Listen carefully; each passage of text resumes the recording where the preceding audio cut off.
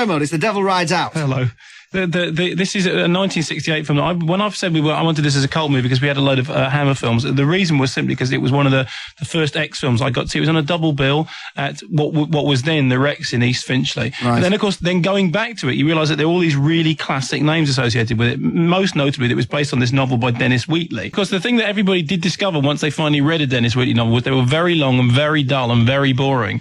And Dennis Wheatley was born in 1897, could not write for toffee. However, the film adaptation of this book is a lot better than this. Directed by Terence Fisher, who is probably Hammer's most notorious director. He did The Curse of Frankenstein and Dracula, Prince of Darkness and The Gorgon, which is a really good film. It's got a script by Richard Matheson. Richard Matheson is the father of Richard Christian Matheson, who wrote Created By, which is out at the moment. He was on the guest list. He was very good. And he also wrote things like, he did The Incredible Shrinking Man. He wrote the book of that and he wrote the film of that. So he was incredibly famous. And then you get to the cast. The cast has got this fantastic performance by Christopher Lee in one of his very rare good guy roles. I mean, Christopher Lee was famous for doing, kind of horrible, evil fiends, but this is one of the roles in which he plays the good guy, and he's really good in it.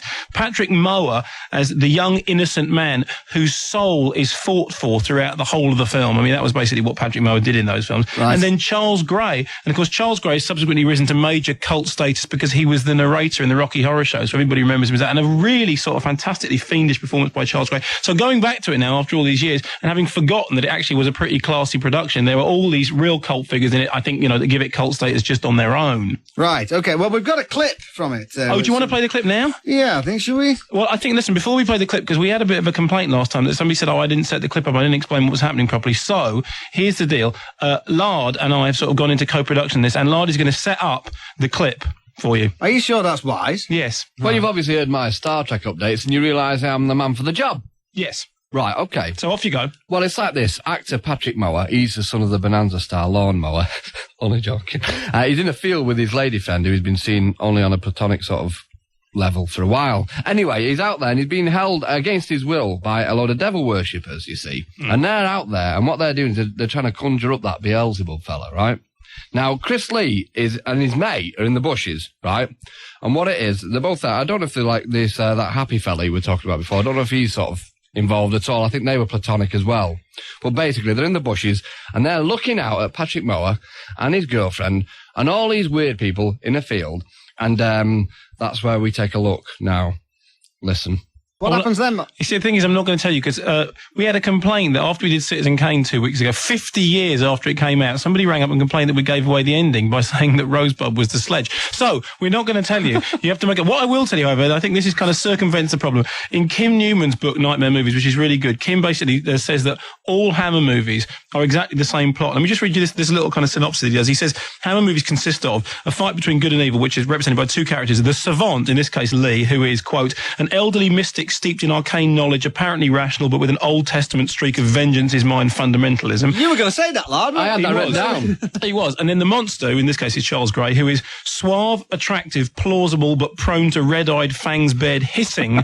And what happens is you get a young woman, and the young woman is led astray, and she's turned into a wanton vampire, and at the end of the thing, the woman gets the stake through the heart, and after which the savant brings down the wrath of God in, quote, the form of either daylight, running water, fire, white magic, or a swarm of bats. So it's one of those. The only difference, however, in this case, of course, is that the young woman isn't a young woman. It's actually Patrick Mower. And what with Hammer films being like that, because Patrick Mower doesn't look any good in a negligee, they don't drive a stake through his heart. He gets a much sort of lighter, seeing off because he's a guy. The knackers. Yeah, so that's different. When the film came out, moderate kind of critical. You can't say I don't know what's wrong. I'm passing it on. 7 pence. Moderate critical response. Variety said it was suspenseful and all the rest of it. But what's really interesting is that it's one of those films that over the years has developed to the point that it's become, a respect. Now everyone says, oh, it's absolutely brilliant. I was looking at the Time Out review, which now says, as much cult status as any horror film, and described as, surprisingly, the best film Fisher and Hammer ever made, a perfect example of what can happen when melodrama is achieved so completely it becomes full-scale allegorical vision. And then Derek Winnett, this is the last thing, Derek Winnett in the Radio Times gives it the ultimate accolade. He says, get out the Ovaltine. Right, okay.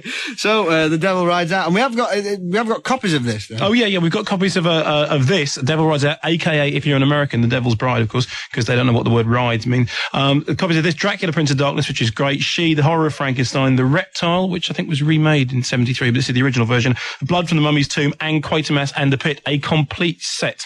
a compendium. Yes. One might almost say, if one wanted to use a long word gratuitously for no reason at all. And then we're going to come back for the quiz, but you're not going to do it right now because I've lost the question. Oh, no, we're not going to do it right now. Good. Right, then. But it's a good film. I found it's okay, but we'll do it afterwards, yes. Right, sorry. okay, right. Is it a good film? Yes, it's a cracking film, but the way to see it is to sneak into it.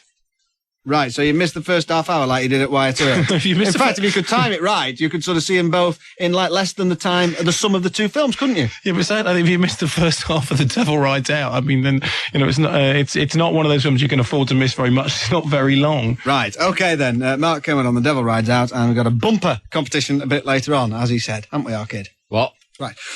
Mark Kermode is still with us in London. All right, how you going? Listen, can you hear that? This is the sound of the whole of The Devil Rides Out, the book. Listen. Hear how big that is? That's a weighty tome. It certainly is. Right, it sort of had an apocalyptic kind of flick book. It's fallen open. No, okay, fine. Right, okay. So that's it. Right, where are we up to then? Competition time. Should we do last week's first? Oh, yeah, okay, we'll do last week's first. So last week's was, we were talking about straw dogs, and of course you can't win straw dogs, what with it being outlawed on video. However, you can win a copy of Tom Dew Matthews' excellent book, Censored, the history of censorship, what the censors would let you see and what they wouldn't.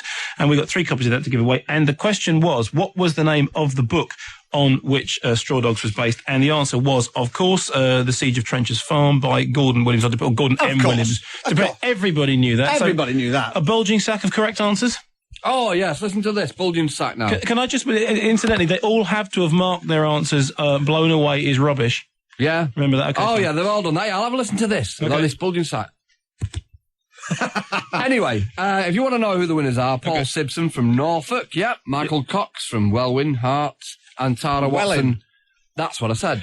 7 pence. Tara Watson from Coventry. Right, okay then. So those are the winners of the competition. That's why he's just read it out. Yeah. Otherwise there'd be no point at all, would there? No. Right, this week's competition then. He has grace and style, doesn't it? It's lent something new to this spot. Okay, this week's competition, this is a fantastic prize to win 7 Hammer movies. The Devil Rides Out, Dracula Prince of Darkness, She, Horror of Frankenstein, The Reptile Blood from Mummy's Tomb, and Quatermass in the Pit. Now, good prize. Yeah, but it's a load of things, so we've only got 1 of them. Okay? So there's only 1 set. There's only 1 complete set of this stuff. Runners-up prizes of a hammer. We could do that, couldn't we? Yeah, we could do. Or I could just send them my old copy of this Dennis Wheatley novel. I mean, no, that'd go down well. Right. So, the question is, The Devil Rides Out was the British title. What was the American title of The Devil Rides Out? Send your answers on a postcard to... Oh, I know that because you said it earlier this evening. Well, that's not... Wait, yeah, you can put that on first. Ooh, I know that because you said it earlier this evening. No. Mark your entries. Here's Mr. Happy and send them to... Ooh, I know that because you said it earlier this evening. BBC Radio 1FM, Oxford Road, Manchester M60 1SJ. Right, listen, Mark. Yes. I've got a letter here. Oh, go on. From this bulging sack. Uh-huh. And it's from Karen Auerbach. And she says, I'm 99% sure that Mr. Kermode is in fact a childhood friend of my sister. If this is the case, I have a photo of an 8-year-old me with a 14-year-old Mark, but I'm not sending it until my investigations prove the fact. So please ask him which school he went to. Are you prepared to reveal? No. Well, give her a clue that she might know if you're not like, No. Why not? I don't feel like it. Oh, come on. Cranky or what, eh? Okay, no, okay, here we go. I went to St Mary's in Finchley. St Mary's in Finchley, right, that's all. That wasn't too bad, was it?